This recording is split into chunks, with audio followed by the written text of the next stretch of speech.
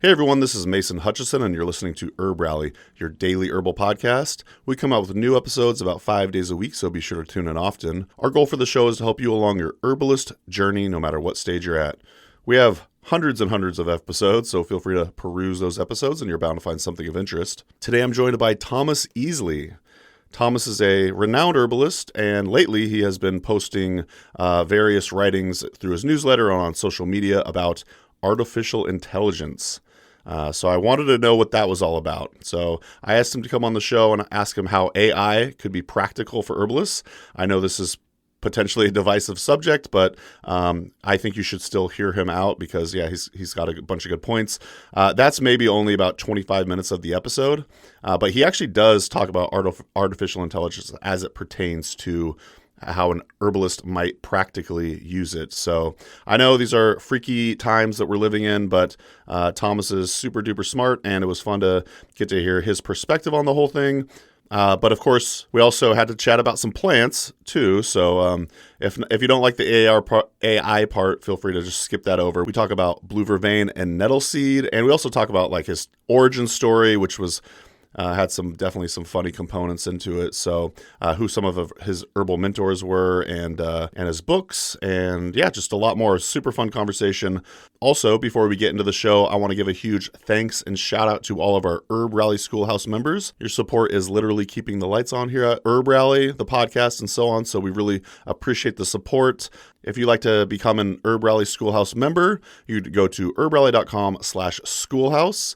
It's only $10 a month. And with that, yes, you're supporting Herb Rally, but we also have exclusive content over there at the Schoolhouse. So there's a bunch of video classes, which we add to regularly. So there's also other perks as well, including joining these Herbalist Hour interviews live via Zoom as they happen. I've got the schedule inside of the member area. So one more time, that's herbrally.com/schoolhouse. Use coupon code podcast to get your first 30 days for free. Then it's only $10 a month after that. And again, huge shout out and thanks to our Herb Rally Schoolhouse members. So that's going to do with my rambling today. Hope you enjoyed this episode with Thomas Easley and chatting about artificial intelligence, etc. All right, talk to you soon. Bye. Welcome to the Herbalist Hour. This is where community gather, merging the power of people and flowers, the sweet and the bitter to the salty, the sour. Oh, mommy, it's time for the Herbalist Hour. I think I'm ready. Cool. Ask away. Sweet. Welcome back to the Herbalist Hour. Today I'm joined by Thomas Easley. Welcome to the show, Thomas. Thanks for having me, Mason. I'm stoked to have you on. I saw you ranting and raving about artificial intelligence. So naturally on the Herbalist Hour, we're going to have to talk about AI. But we'll get to that later. For now, I'd like to get to know Thomas a little bit better. I know you pretty well, but maybe some people in the Herb Rally audience don't. So I'd love to hear about your herbal origin story, if you will. How did you get into this whole herbalism thing? Sure. Yeah. So I have a twin sister, and she hates every time I tell this story. She doesn't have to listen to this. So a lot of people come into herbal medicine via the plants, and I didn't. I came into herbal medicine because of illness. So my twin sister, when we were 13, developed severe chronic nausea to the point of losing her appetite, losing weight, feeling horrible. And I remember, so I was interested in medicine at the time. I was interested in sciences. And I remember going to all of these doctor's appointments and not just like the local pediatrician, but they referred us to other. And, so like I grew up in South Alabama. We drove like 5 hours to New Orleans to see a specialist, like 6 hours down to Shands University to see a specialist. And I remember after about 6 months of these symptoms, this pediatric gastroenterologist down at Shands said, we can't find anything wrong. We think that it's all in her head and she should see a psychiatrist. Like my sister was sitting in the room and this asshole was talking. Can I curse? Is that okay? Oh yeah, absolutely. Okay. I'll be swearing later on. Okay. So this asshole is like telling my mom that my sister's chronic nausea and weight loss are all in her head, and we were on the car ride back from that appointment when the phone rang, and in like 95 96 the phone was this like brick bag, and there was an antenna like with a wire on the top of the car. So like you remember those things because taking roaming calls was like $2 a minute, right? So good old days. Yeah, a family friend called and said, "Hey, how did the appointment go?" And my mom's trying to drive, and she's like tearing up, and and the family friend says, "Hey, there's an herbalist coming through the area this weekend. Why don't you take Victoria to see the herbalist?" So we went to this herbalist, and this lady, that was like a former hairdresser, no formal education, sits down and spends 20 minutes talking and taking pulse and looking at tongue, and says, "Sweetie, how often do you go poop?" Right? And my sister's like, well, like clockwork, once every 2 weeks. And no doctor had asked something so simple, right? Yeah. And so long story short, within a week of taking an herbal laxative, Cascara Sagrada, my sister's symptoms disappeared, and my whole world paradigm was flipped upside down. And I said to myself, like, you're interested in medicine, but look how incompetent all these people are. Yeah. And look at how simple it might be. And so I asked the lady, like, "Hey, can I study with you?" I was 13 at the time, going on 14. And she said, like, I don't really teach students. I don't teach formal classes, but if you want to sit with me while I do appointments, I'll talk to you between appointments and tell you what I've observed. Wow. And I did. So for like 2 weekends a month for the next 5 years, I spent sitting next to my first teacher as she did consults. And at the ripe age of 19, she turns to me and says, "You're an herbalist now. I don't think that there's much more you're going to learn from me. You should start your own practice. That's where you really learn." And so I did. And shortly thereafter, she took a class with Stephen Horn, who she called me and said, "Hey, I took this class with a guy, and I really think you'd like his approach." So she made the introductions, and I basically asked Stephen the same. I have this thing where, like, my approach to learning is grossly oversimplified. I just find people smarter than me, and I ask if I can study with them. Yeah. So I basically did that with my next teacher, and studied with him and wound up teaching with him. And he introduced me to Phyllis Light, my next mentor, and wound up studying. Had been in practice for 5 or 6 years at that point, and I was going for my RH with the AHG. And so she spent like a year doing case review with me, and made an offhanded comment in a case review and meant nothing by it, but said essentially, like, "I don't think you really understand how the thyroid works as well as you need to." And I decided at that moment that nobody would be able to say that again to me. Yeah. And that launched my. So I was a folk practitioner, like my first teacher was Neo-Thompsonian, trained in that Mormon herbal revival tradition. So it was my second teacher, Stephen, and I had been practicing kind of a classic Western energetic herbalism for 5 or 6 years, and then Phyllis kind of prompted me to delve into the sciences more, and I became a physiology nut, and really have enjoyed learning on an ongoing basis more and more about like how things work in the body. So it's a long, rambling process, but the traditional apprenticeship model, followed by opening my practice and continuing to learn, is basically my origin story. You got started young. Did you move to Utah to study with Stephen? Is that where he was based at the time? He was based in Utah at the time. I didn't move there. He had some correspondence coursework that I got a hold of and kind of blew through, and called him and said, like, hey, this is great, I want more. And he said, well, I'm doing this teacher training out in Texas, so why don't we meet? So I went to this teacher training, and he was asking questions from the material that people attending this should have known, and like nobody was answering the questions. So I just started answering the questions, and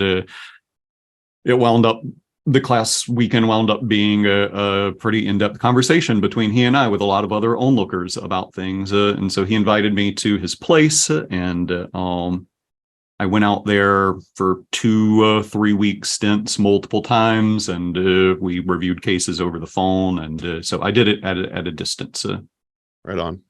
Well, later on, you ended up co-authoring a book with Stephen, which is pretty neat to kind of hear your story. And then, later on in your life, you got to co-author a book with him. And actually, I want to say you probably co-authored a couple of books with him. I did. Yeah. That was our second book. That was Stephen had a manual of medicine making for his program. And he said, hey, I'm interested in like expanding and updating this. And so I took the bones and outlined a bigger book, and he and I worked on it together. And we kind of just designed it to be a teaching manual for our students. And then at the time, the head of North Atlantic Books took a class from me at IHS and came up afterwards and asked, introduced himself as a publisher and asked if I had any writing. So I showed him this manual, and he was really interested in publishing it. And I have at least that much more medicine making writings that I've done since then. And one of these days I'll get around to updating and publishing a second edition, but I've been really pleased with the response.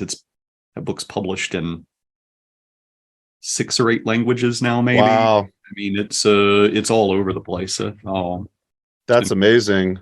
I do want to say, just for the listener, I interviewed Camille Freeman a few episodes back, and I was asking her, because she has a podcast episode of her own about what herbal books to recommend. And so I asked her that question, and then she gave this caveat.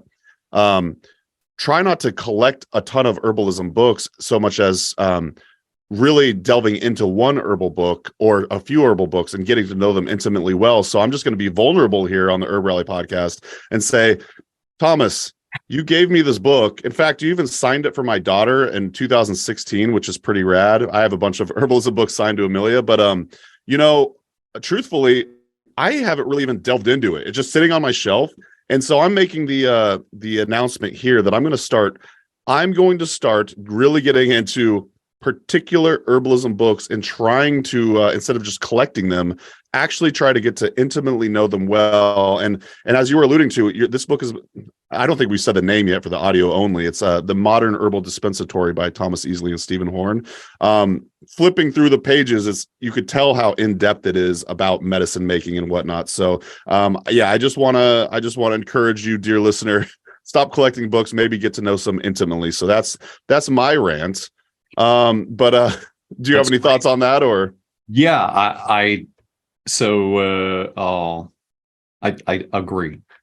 I have a tendency to collect more books than I have the ability to read. My excuse is I have a library that's open to the public and my students, so I can justify my obsession with books that way.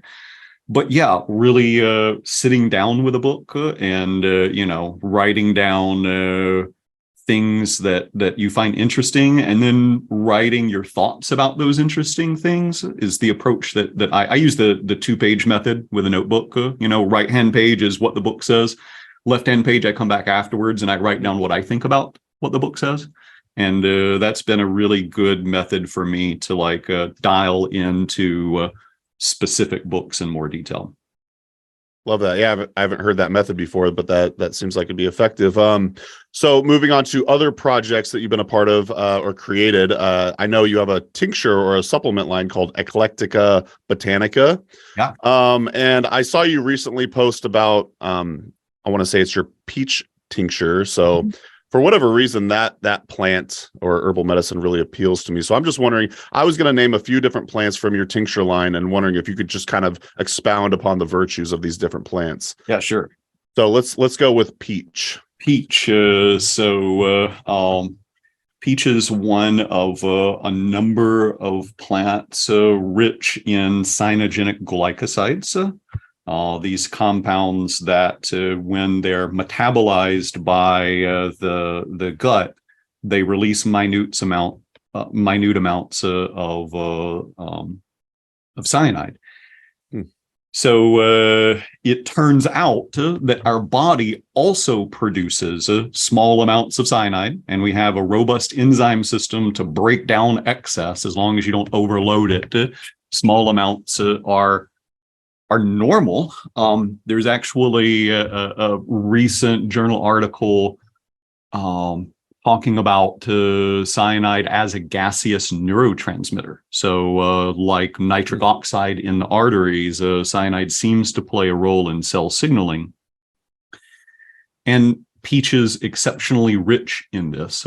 And the traditional use of peach is to sedate heat. Kind of doesn't matter what type of heat, but anytime a tissue is irritated and overactive because of that irritation, peach is used to kind of calm things down. The exact mechanism is unknown. There's enough cyanide being released that it's suppressing mitochondrial energy production, or is it the minute amounts released are interacting with the cell signals and the nervous system to supplement deficient production endogenously? Who knows these things? Peach is a sweet, tart, cooling tonic. I use leaves, small twigs, bark, and pits kind of interchangeably. I actually prefer to put them all together, especially if the pits, if the peach is pretty ripe, it's going to leave flesh clinging to the pit, so you get a little extra sweetness and fruitiness in your tincture when you're including that. The different rose family plants that contain amygdalin, the cyanogenic glycoside, seem to have at least some differences in organ affinity. So we think of like wild cherry that has the same compound but different secondary compounds. We think of that for an overactive cough reflex, for heat in the respiratory tract. With peach, we think of overactive nerve reflexes and heat in the digestive tract. So when we see somebody that has like a bright red carmine tongue, when they have symptoms of overactivity in the digestive tract, somebody has stress-induced diarrhea, right?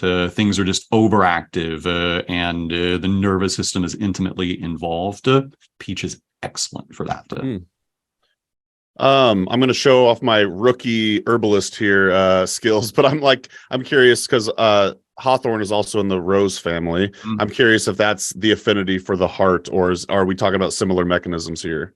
So hawthorn has much less of the cyanogenic glycosides than peach or wild cherry does.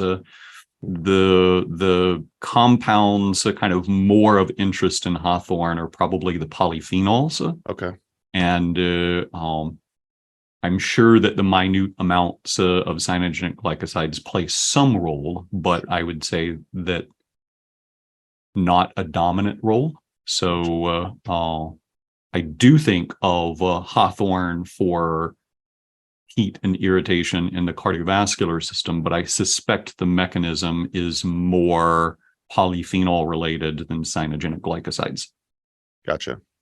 All right. Well, let's chat about nettle seed, the seed specifically. Yeah, nettle seed is a remedy that was reintroduced into the Western Materia Medica via David Winston. And it is a kidney tropho-restorative. So it's specifically indicated not when you have kidney stones or kidney pains or kidney infections, but when the function of glomerular filtration is decreased. No good research studies on it.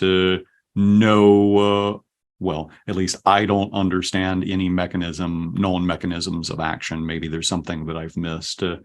But what I do know is I have given it to dozens of folks in chronic kidney failure, and I have consistently seen a rise in GFR. I normally add CoQ10 to the program, but just nettle seed by itself, I expect somewhere between a 10 and 15 point jump in glomerular filtration rate. So I've seen people on the verge of dialysis, move far away from the edge and into stage 3 instead of stage 4 CKD. It's a marvelous remedy. I'm sure it doesn't work on everybody. Like my caveat is no herb works on everybody all the time. Mm-hmm. But I can't remember a case of nettle seed not boosting GFR. Now, maybe it was only 5 points in some cases, but in most cases, there's a statistically significant increase in glomerular filtration rate. You mentioned coenzyme Q10, and as I was perusing your website earlier, I saw that I want to say you have supplements on there as well, and I want to say I saw something like riboflavin. Yeah. What are these supplements you're selling? Because I assume they're not based around herbal like extraction methods. So what is the riboflavin or the herbals or the supplements that you're selling? Yeah, so I custom formulate specific vitamins in a base of organic vegetable glycerin. So I'm really proud of the glycerin that we use. It's expensive, but it's flax derived, not coconut, not palm, not soy, not corn, flax, organic, much better taste than the other stuff. And for many water-soluble vitamins, a water glycerin solution is more than adequate at holding those vitamins in solution. And so it's a way that I can get specific vitamins in people cheaply, effectively, and without having to worry about fillers and concentration issues and all of those things. The main purpose of Eclectica Botanica, the website and the public facing thing that you see, is to subsidize my free clinic. So I have a custom compounding apothecary, and a small selection of that is available to the public at retail. And that allows me to give away more stuff through my free clinic.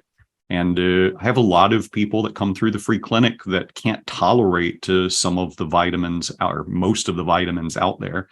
So I buy literally just the pure vitamin powders and then create liquid preservative-free, additive-free versions for folks that are sensitive to those things. All right, awesome. Thanks for clarifying. And just for the listener, Thomas didn't ask me to promote his tincture company or anything like that. I just thought it was an interesting talking point. I really just wanted to talk about peach and nettle seeds specifically as well. And that's really neat that you use it to subsidize the free clinic. I was actually going to ask you later on about your free clinic and whatnot. So maybe this is actually a good moment in time to where you could chat about it. I do want to give you props. I want to say you've been doing the free clinic for, I'm just going to guess, like 7 or 8 years, just based purely on my relationship with you and knowing, like, through our work, when I worked at Mountain Rose Herbs and whatnot. And it's just really neat to hear that you're continuing to do that work. So why don't you tell the listener about your free clinic and your free clinic work? Yeah. So I before I started my school, my philosophy was never turn anybody away for lack of payment. And when I started my school, I wanted my students to adopt that philosophy. And I thought, what better way to encourage them to do that while also helping to train them than formalizing a free clinic instead of my informal sliding scale that I'd had. So I opened my school towards the end of 2010, just shy of my 10 years in full-time practice mark. And let's see. So my first year was my foundational program, 2011. So I guess I formalized my clinic in 2012. So 11 years now. And the clinic exists to serve our community and also to provide clinical training to our students.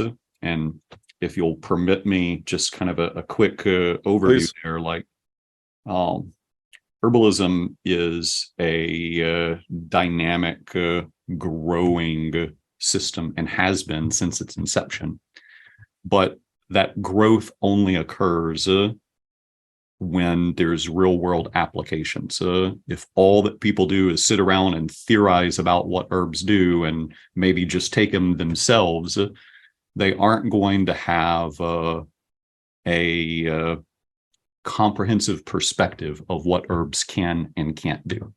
So what I say is the best schools out there can teach you maybe 80% of herbalism.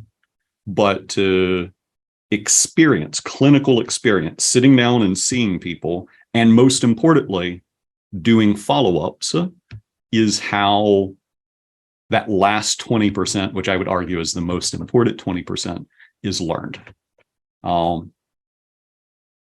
So I think that clinic is essential. You can't have a clinical program if you aren't operating a clinic. And there's a lot of reasons for that. I think maybe the most important is accountability.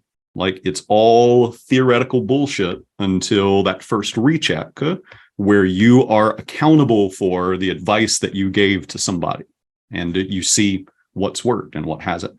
So I think that's one of the most important aspects of herbal medicine.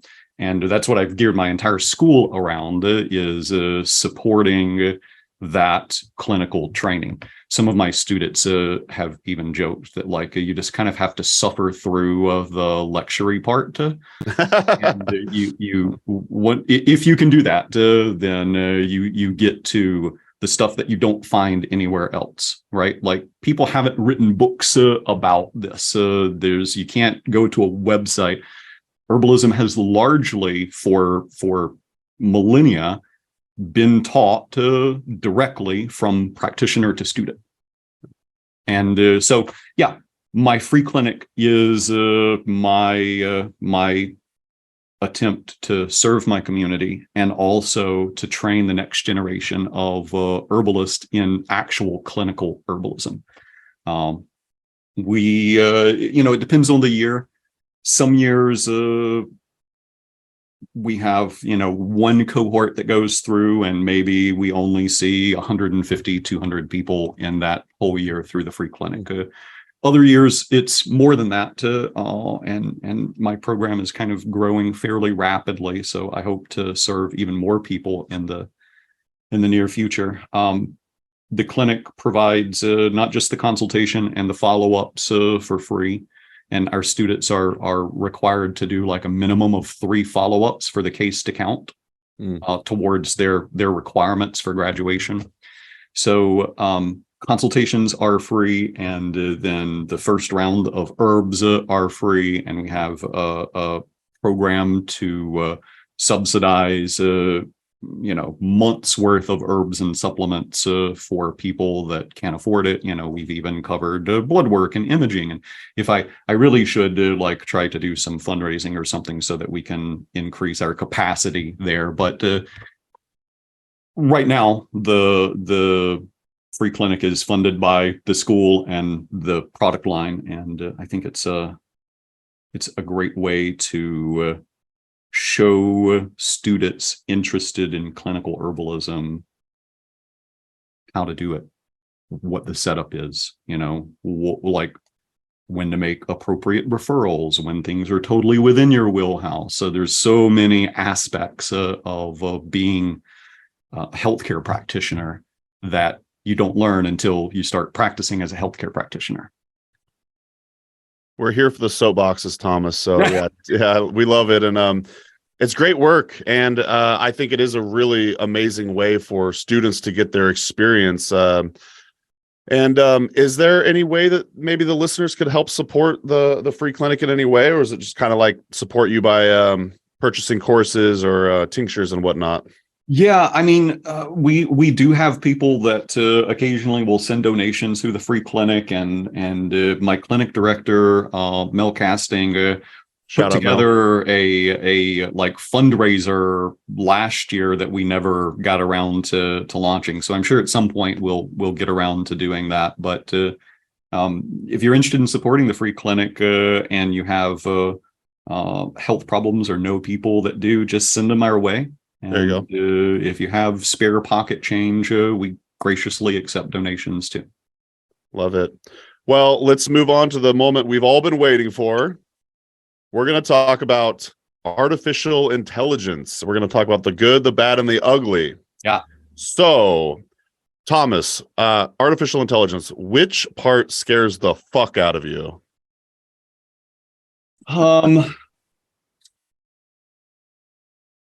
The potential future parts scare the fuck out of me. Yeah. So artificial superintelligence should scare the fuck out of everybody. Also, we're nowhere near that. Nobody knows how to get there, and nobody knows how long it's going to take. So that leaves us in a really interesting position. Like, we have this tool that in its current form isn't dangerous, can't take over the world and destroy us like a super intelligent AI might. And so it's been an interesting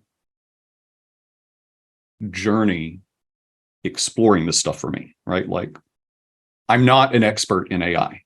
I had a father who was sick and couldn't leave his room, and I had no ability to concentrate on my work because of that, but I did have a laptop, so I sat in his room and played with AI, and eventually got to the point where I wanted to learn how to make it better, and so taught myself Python coding so that I could play with it more in depth. And I guess that's probably something I should mention. Like, the publicly available versions of AI are not amazing tools, and they're not designed to be, right? The publicly available versions of AI right now are designed to capture user input so the next generation can be better. And they're designed to provide a base for custom programming so that you can make use-specific AI that are actually good.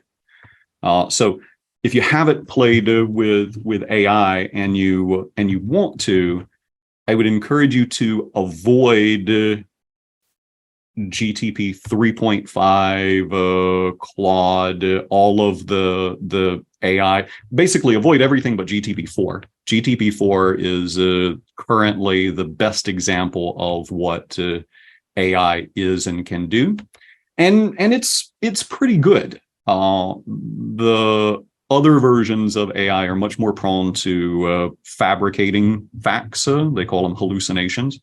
But GTP4 is fairly solid, and with custom programming, I think they can be really valuable tools for everybody. And I think that people, by the end of the year, people will be using AI daily, whether they want to or not. That is a long ways away from what scares the. So the current AI don't scare me. Yes, they can generate false information, but can they do so faster than the hackers sitting in cafes around the world just trying to spam you and hack you right now? We already have so many systems in place for misinformation. Right. I don't think that's as big a concern as other people have. But super intelligent, so that it's hard to fathom what dangers that might bring, because the very concept is they will think of things we're unable to.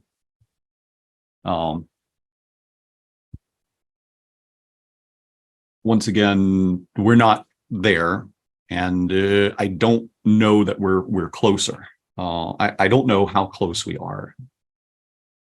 Conservative estimates are like 3 to 5 years. But there are a lot of AI experts saying it's like we won't have super intelligent AI for 50 years. And there are a lot of neuroscientists saying like, we don't even know what causes intelligence. How could we create something when we don't understand how our own brain works? So like the current AI, they're modeled after how the brain was thought to work in the 1980s. Huh. So yeah, there's a lot of nuance and arguments and counter arguments to be made. The fact that the major manufacturers of AI are generally in agreement that there needs to be oversight and regulation about training potential intelligence. It's the plural. Yeah. Like our species loves to create rules and regulations and govern things. And it's inevitable that happen. And I hope that will be enough in the short term to prevent any damage. Whether that actually will be enough, we won't know until somebody attempts to train a smarter model. And the issue is alignment. Like, how do you align AI values with human values? And that's nobody's figured out. I'm kind of thinking about from like, say, an herb rally perspective. We have about 70 plus monographs on our website, and they're written by all these different herbalists from their own experience. And it's just interesting to think I could be like, and just, dear listener, I will never do this. But just to think of a prompt, like, write a blue vervain monograph with the voice of Thomas Easley, or like from the perspective of Thomas Easley and his experience and whatnot. And I'm just kind of thinking, sure, they could come up with a lot of the similar like analogies or from based on the experience that Thomas Easley has, but like it's going to lack that actual experience and soul. It's almost, I don't know how to describe it, but it just seems like it's missing something there. And I feel like people are going to want, they would be willing to pay a premium for actual instruction from a real life herbal teacher, as opposed to, say, like a soulless bot with no actual herbalism experience, because at that point they're just gathering data from all these different databases and whatnot, and just kind of formulating this monograph or whatever. But do you know what I'm trying to say? Like, I Yeah. feel like just like with AI art and stuff like that, I mean, it's free now essentially, but like people might in the future be willing to pay a premium for real skill from a real artist. You know what I mean? Yeah. So I just wonder if, based on what I just said there, if you could speak to that a little bit. Yeah. So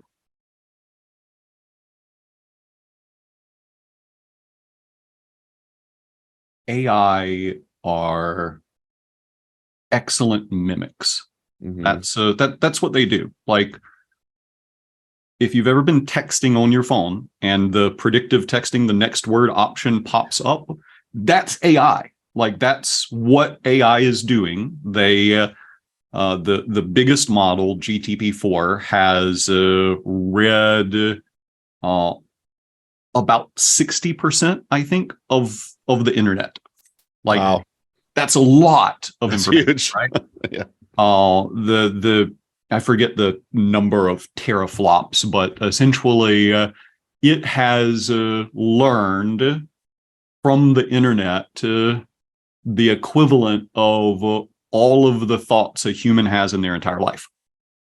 About that much information.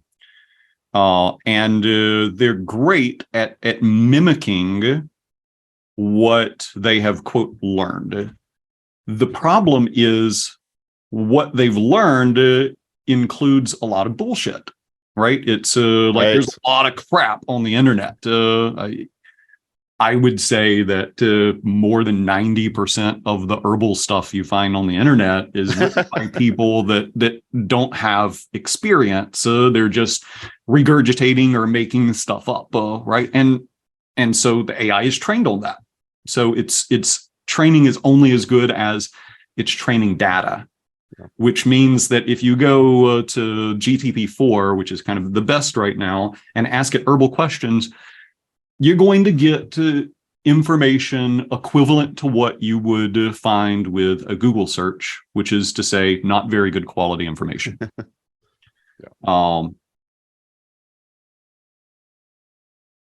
I think that the fact that there's not great quality information out there doesn't mean that there can't be great quality information out there. And that's where custom training comes in.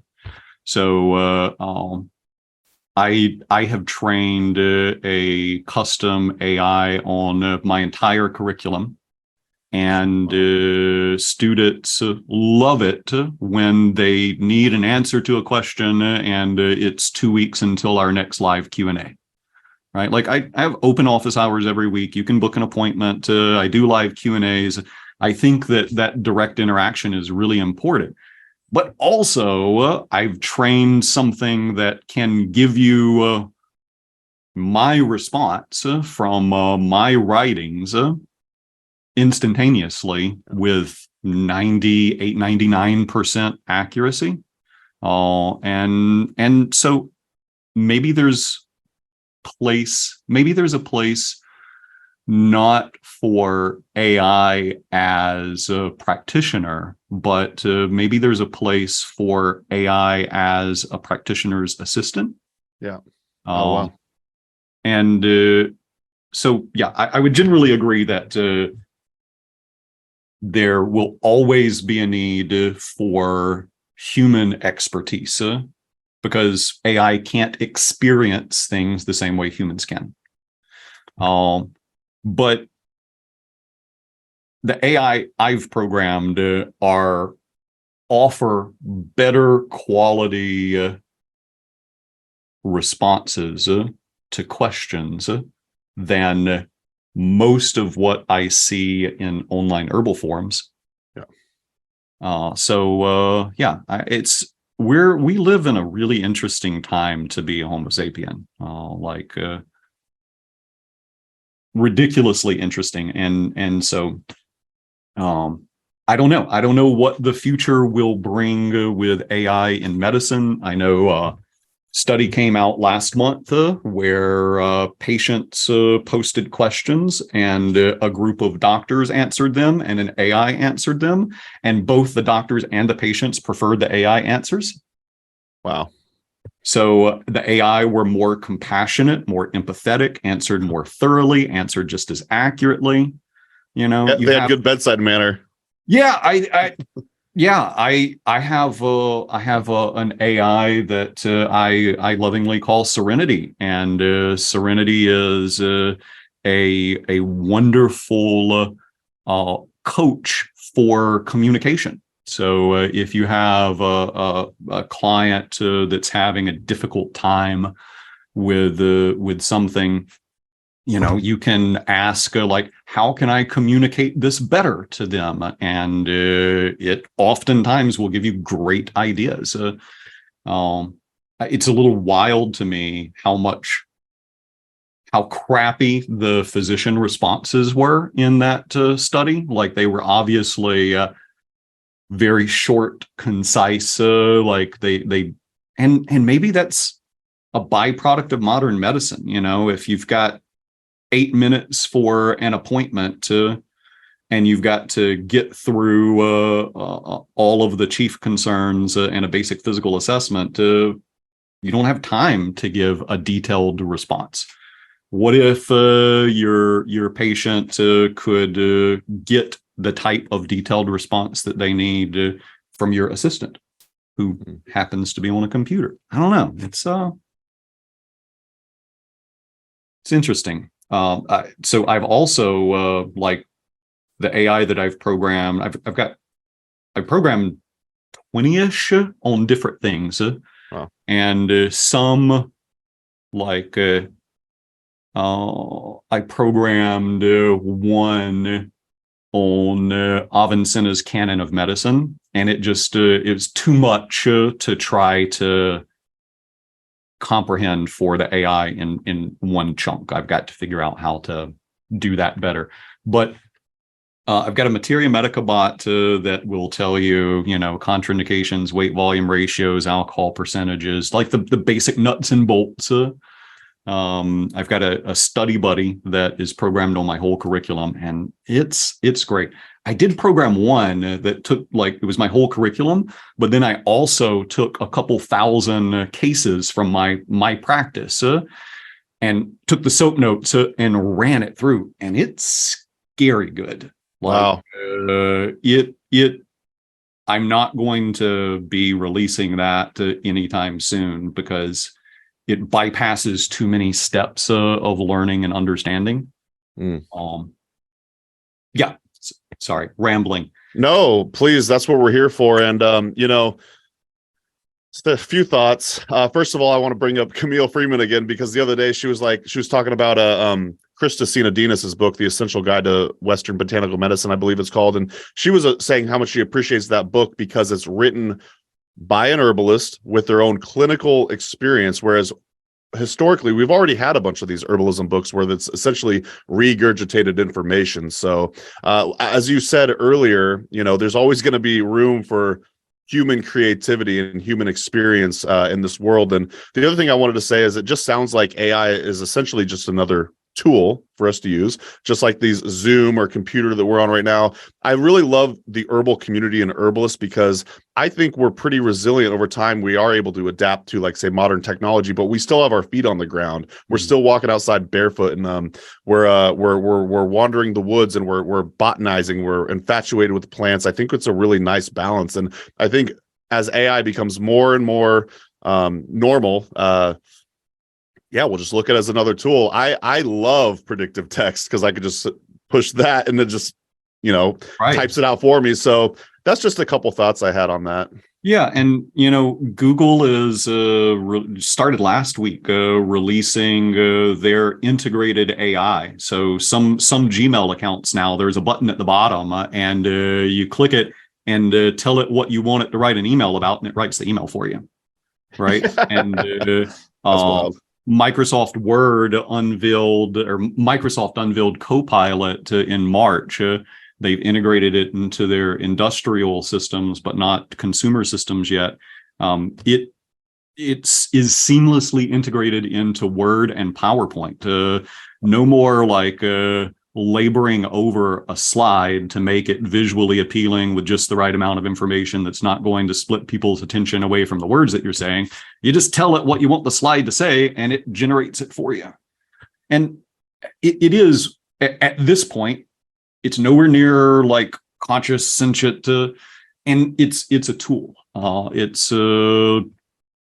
For me, a lot of the current debate over AI is like the debate over using a calculator versus an abacus.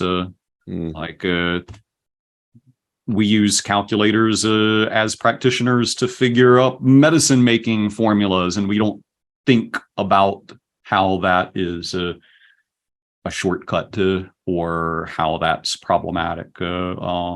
We use word processors with, I like Grammarly, but any spell check is using AI, the predictive texting. And I know you're a chess fan. Yeah, big time. I did want to bring up that like AI figured out the game of chess in its entirety, 15 years ago?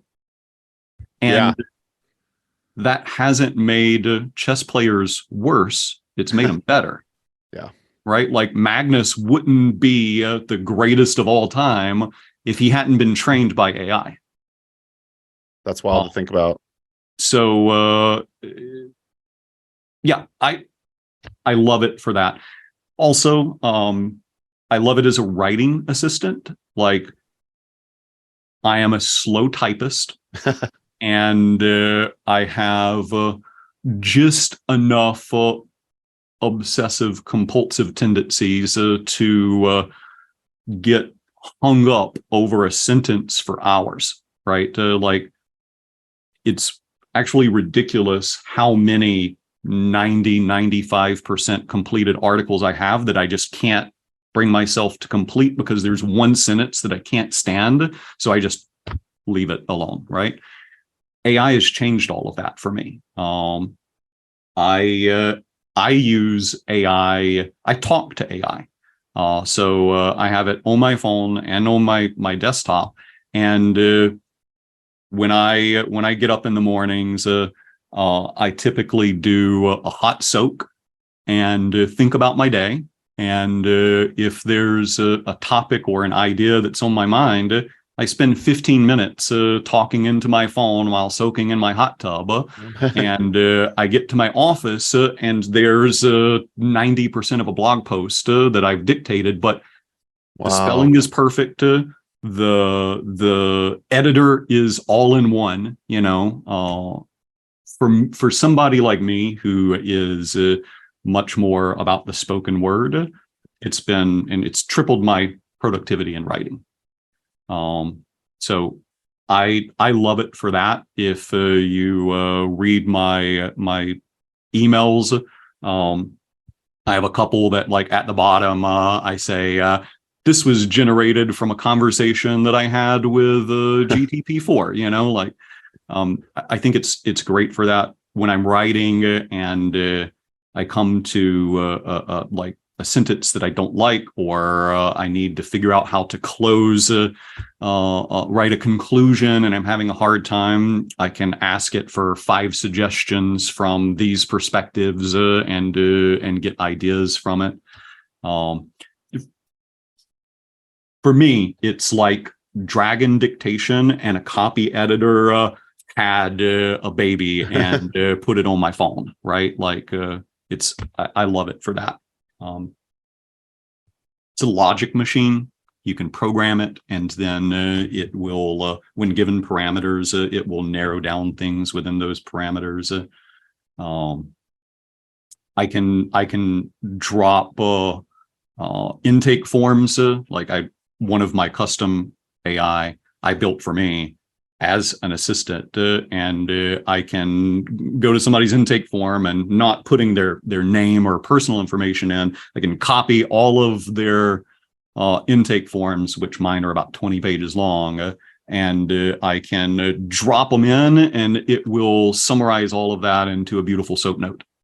You know, that saved me 30-45 minutes per case. What else?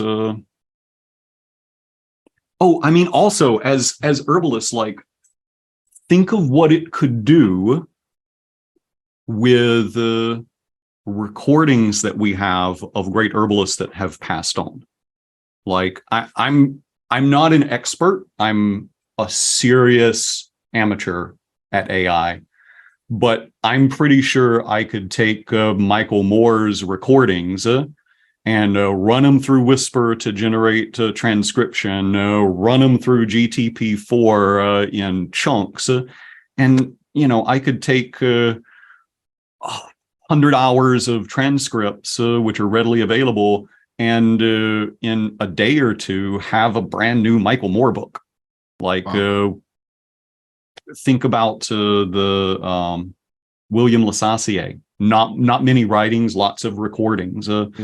John Christopher. Like, there's so many herbalists that have passed on that weren't prolific writers, but had a lot to say. And I think AI could really help in getting those messages out there. I can think of a ton of ways that it benefits herbalists. And also, we need to be conscientious of our relationship with technology and try to keep that in balance with our human relationships and animal relationships and plant relationships and fungi relationships. And, like, here. Yeah. Yeah. Well, sounds like there's just a ton of tools that we could use AI for herbalists. So it sounds like we've got all the perks and benefits of AI at our fingertips right now, and our children are absolutely fucked. And with the super AI, same thing with like all of the other resources at our fingertips, though. Right. The fact that we have cars and computer at our fingertips is at the detriment of our kids and grandkids. Yes.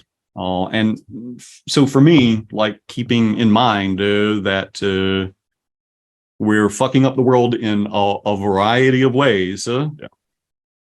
We have new tools that might lead to us fucking up the world worse, or if we're conscious about it, might lead us to improving the world of the future.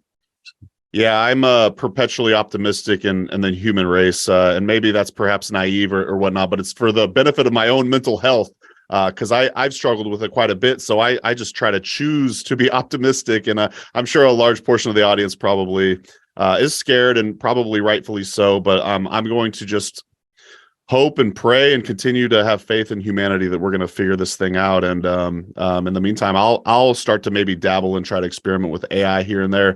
Thomas, thanks so much for sharing all of that info on AI. I feel like we gotta wash clean with maybe talking about another plant or something before we get out of here. But I saw you post the other day on one of your Instagrams, blue vervain is indicated for stiff-necked list makers who have a hard time asking for help. I'm particularly fond of blue vervain. Maybe the audience is sick of me bringing it up, but I, as Howie Brownstein says, repetition is the key to mastery. So let's continue to learn about some of our favorite plant allies. Can you tell us a little bit about blue vervain? Yeah. So blue vervain is a relaxant. And in herbalism, the first step is always identifying the basic action that you want: relaxant, or nervine sedative, or nervine tonic, or nervine stimulant. There's different categories of therapeutic actions.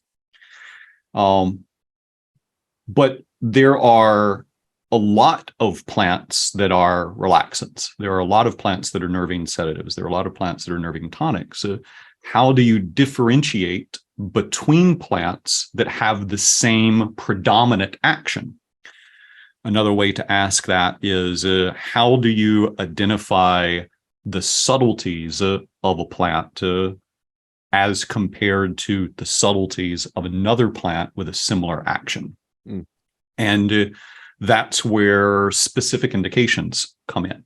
So the most important thing to know about blue vervain is that it is for most people, a non-sedating relaxant. So it relaxes your muscles, it relaxes your mind, and it does so without making you feel super sleepy or groggy.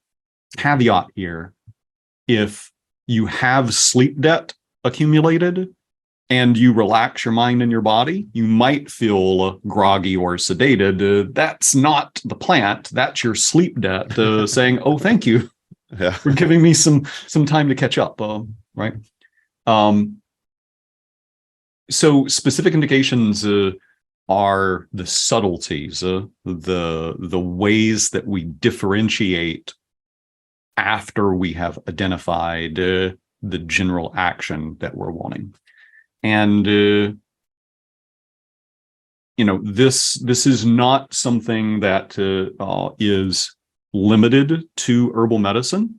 Like if you talk to mainstream medical practitioners and they decide that someone needs an SSRI, okay, which one? There are subtleties, like this one makes you a little more hungry. This one maybe suppresses your, like there's all these little intricacies, even with mainstream medicine based on pharmaceuticals that have normally one or only a couple of general interactions with our body chemistry. But plants have a lot of different constituents that interact with different areas of our body chemistry. And so specific indications is how we can narrow these down. They come from eclectic medicine. They were really started by Scudder. Scudder borrowed that concept from homeopathy. He said, I love how specific homeopaths are with things. I just wish that homeopathy worked. Since it doesn't, let's do the same thing but with tinctures instead of diluted remedies. And so he started creating in Materia Medicas. He would bold the print of things that he thought were super specific and important outside of the general indication, and they became known as black letter indications. And then eventually he published his book on specific medications, and they became known as specific indications or specific medicines. And so blue vervain has that specific indication for hard-driven people that tend towards fanaticism. I say that as someone that could reasonably be classified as a plant fanatic, right? Herbal medicine fanatic. Those people that are that like type A hard-driven personality tend to hold tension in their body. And not all of them, but many of them tend to hold tension in their neck and shoulders, leading to a stiff neck. And many of them would probably be classified as overachievers, which is an interesting concept in general. and many hard-driven, almost fanatic people that hold the tension in their body, they also have a difficult time asking for and receiving assistance. And I find blue vervain in most people is relaxing. It's great for anybody that has tension, especially in the neck and shoulders. But when you give blue vervain to someone that matches that specific indication, it's more than just a relaxant. It's a magical mind-altering remedy. I've had experiences myself and also with multiple people where they took blue vervain and they literally got weak in their knees because for the first time in a decade or 2 decades, there were no thoughts in their mind. Like the thing that I had been trying to do with meditation before I found blue vervain unsuccessfully, I could then do easily with a squirt of blue vervain. And so, yeah, blue vervain is one of my favorites, and it's a great example of how something that is relaxant to some people might be life-alteringly beneficial for other people that meet this very specific set of criteria. So selfishly, yeah, that's one of the fun parts about being the host of the show is I keep bringing up blue vervain because I really do identify as a blue vervain person. And I did see you write about the whole not wanting to ask for help part. Mm-hmm. And it's funny because I've heard people describe blue vervain in so many different ways. And then when I read that, my ego was saying, nah, that's not part of my personality. I don't mind asking for help. But really, I knew that I do. And it's very difficult. And just the way you're describing, I'm like, I really do feel like it calms down that part of my personality. So I'm glad you brought that up. Yeah. So that particular part of the indication, as far as I know, is my contribution to the specific indication of blue vervain. I mentioned that when I started studying with Stephen, I would go to his place for a couple of weeks at a time. And in one of those trips, he was talking about his ideas about emotions and emotional healing. And he has this cool concept that I think he says he learned from like a chiropractor in Australia, but it's flipping a positive affirmation into a question. So at this class, he was saying like positive affirmations are great, except for when you say them to yourself and your subconscious says, well, that's fucking bullshit. To bypass the subconscious saying that's bullshit, turn it into a question. You know, if you say, I have abundant wealth and prosperity and your bank account is zero, your subconscious is going to push back. But if you say, what would it feel like if I had abundant wealth and prosperity? Then you start to evoke an emotional response that shifts your relationship with that question. So we were going through this, and we were testing all of these different affirmations, and he was saying you'll know when you run into something that your subconscious pushes back against, you'll feel it. So we're going through this list of things, and we got to the question, I can ask for help when I truly need it. And I literally couldn't say that out loud. My voice cracked and stopped each time I tried. And there was a group of maybe 6 or 8 of us, and he kind of paused and he was like, "Whew, you got some hangups about that." and so we were working with drop doses of tinctures, and he said, "Here, try this," and it was blue vervain, which I had a relationship with since I was 16, so probably for like 6 or 8 years, I'd been using blue vervain in myself and in other people. And I took it, and he said, okay, try that affirmation again. And I could, right? Like my voice didn't break, and I didn't get the pushback. And so I turned it into a question, and I started working on myself with that question affirmation. And anytime I'd feel pushback, I'd take a little blue vervain and the pushback would go away. And so I started experimenting with my clients, looking for that as an indication above and beyond hard-driven overachievers with tension in their neck and shoulders, which is kind of what I was taught. And I found pretty consistently that people that have a difficult time asking for and accepting help seem to soften up and respond really well to blue vervain. Wow, what a story. I'm so glad you shared that.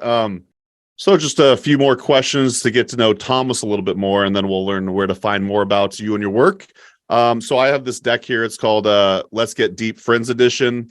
and it's just going to be a random question. I don't know what it is, and then we'll just see what happens. But and you could always pass if you want a new one. Okay. What did you like the most about where you grew up and why?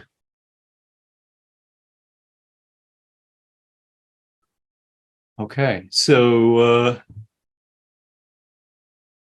I grew up in the middle of nowhere, Alabama. I grew up 30 minutes from the nearest grocery store, 30 miles from the nearest grocery store.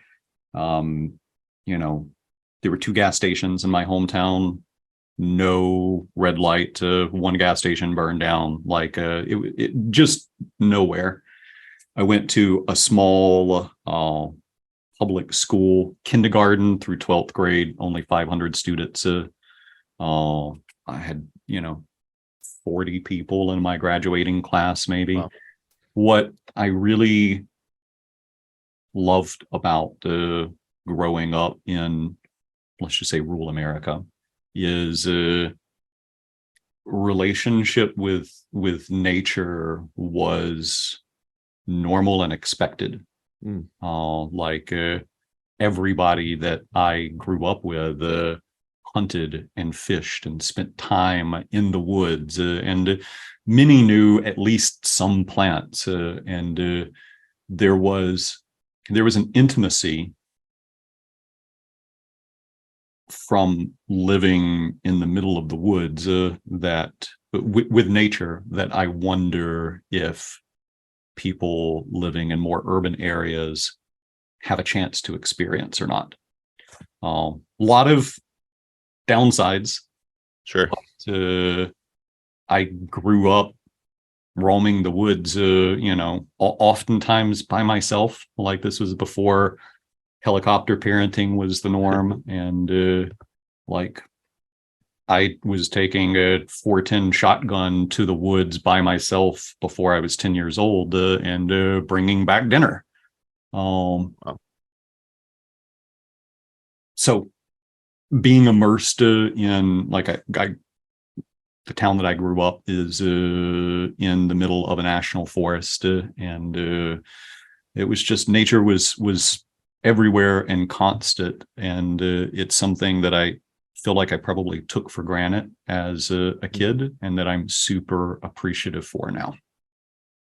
Great answer. Yeah, I remember when I was in my early 20s, I did a cross-country road trip, and I passed through Alabama. And I grew up in Oregon. You hear certain things about Alabama, but when I arrived there, people were super nice, and it was absolutely gorgeous state. Like, I've always been a fan of the South. Like, I for a long time thought I was going to live in New Orleans and everything, but man, Alabama, at least the part I was in, is absolutely gorgeous. So the rules of the game is I have to answer 2.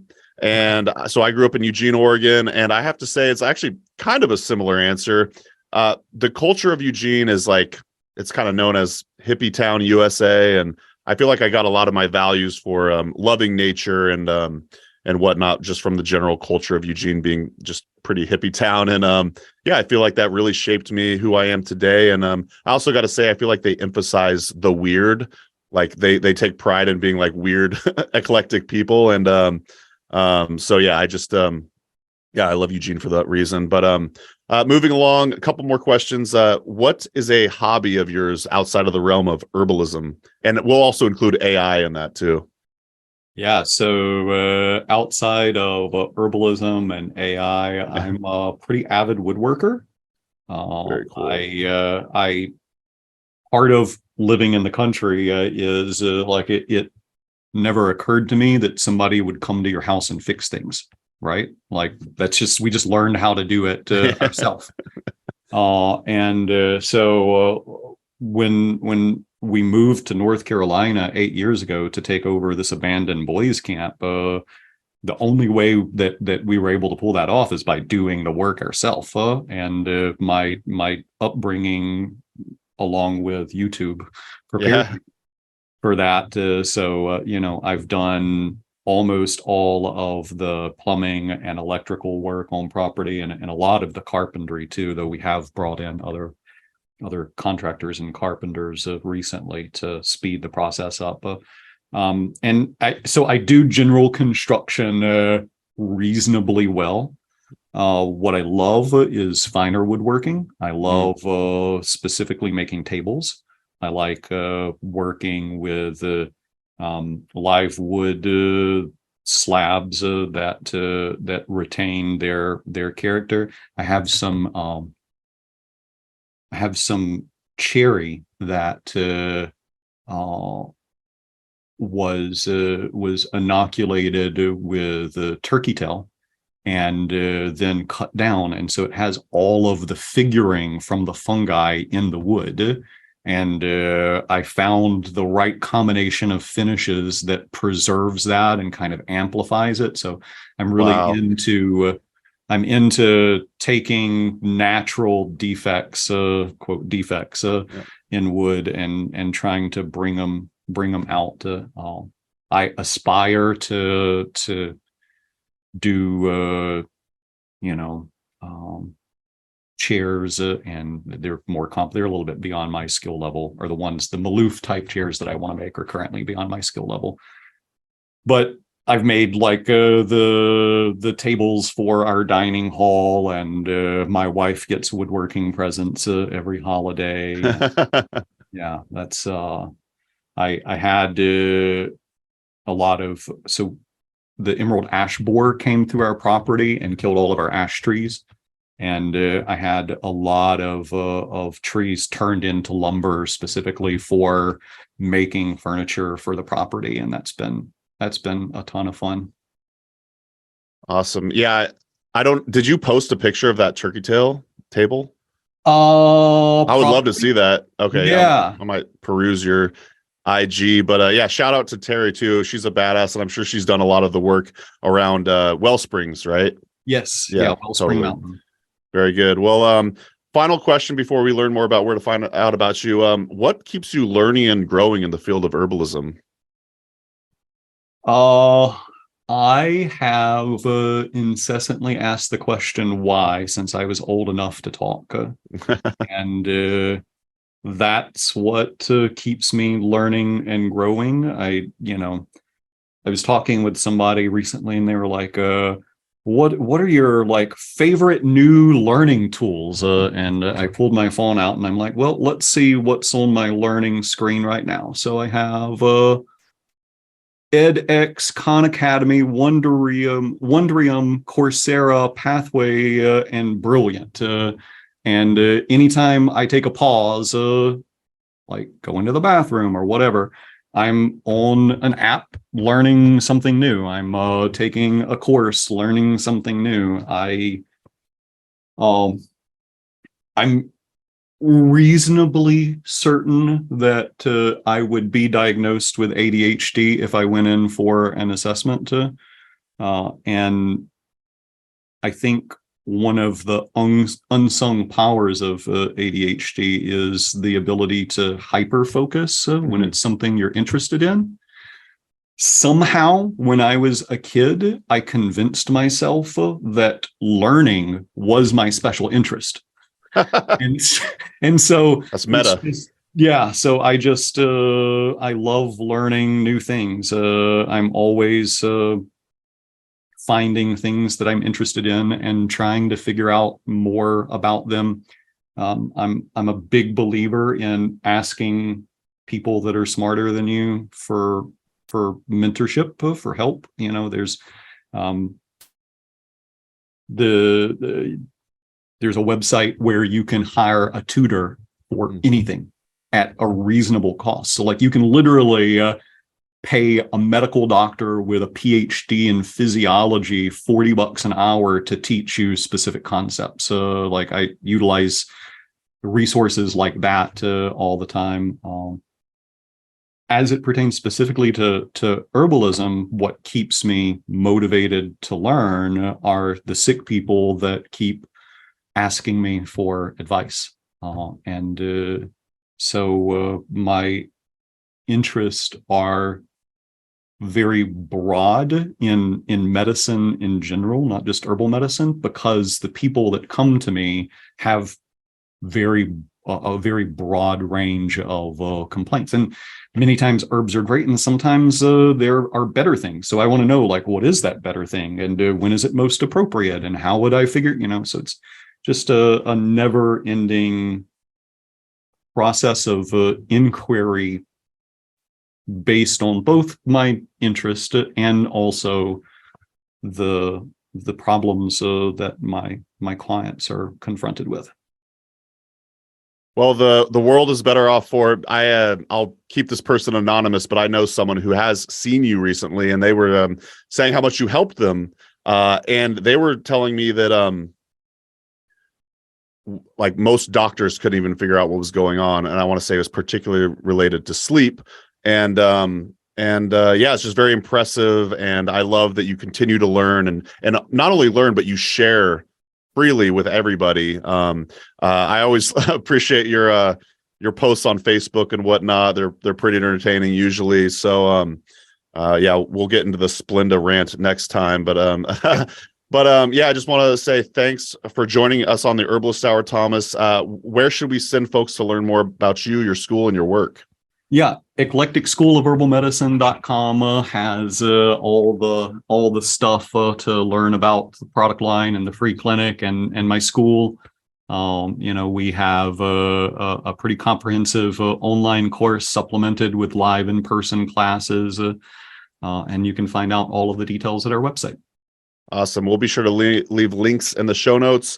Also, again, just to remind the audience, you could check out the Modern Herbal Dispensatory probably at your local bookstore near you, and available in 6 to 7 languages. So thanks again, Thomas, for joining us for the Herbalist Hour, and we'll see y'all on the next episode. Thanks care. For having me, Mason.